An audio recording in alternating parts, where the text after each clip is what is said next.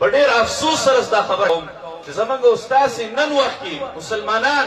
د قرآن کریم په هغه امور چې هغه د مذهب په باره کې دي، هغه امور چې هغه د اودس او د مونځ په باره کې دي، په هغې باندې عمل کوي. خو هغه امور چې هغه د اجتماعي نظام دپاره دي، هغه امور چې هغه د حاکمیت سره تعلق لري، هغه امور چې هغه د اقتصاد سره تعلق لري، هغه امور چې هغه د ټولنیز ژوند لپاره زمونږ استاسې د تهذیب سره تعلق لري، موږ او تاسې په هغې باندې عمل نه کوو. نن که موږ او تاسې چېرته وګورو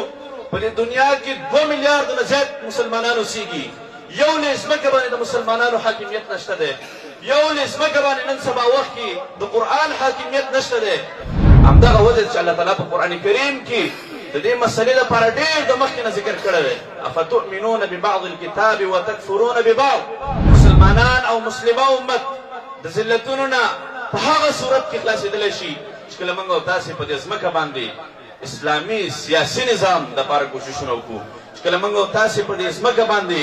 د قرآن کریم په رڼا کې د اقتصادي نظام دپاره کوششونه وکړو او د خپل ټولنیز ژوند دپاره او د لیبرالېزم او د الحاد او ډیموکراسي او دغه ټولو بدبختیو خلاف موږ او تاسې پوهه حاصله کړو، بیا د دې په خلاف باندې موږ او تاسې عمل وکړو.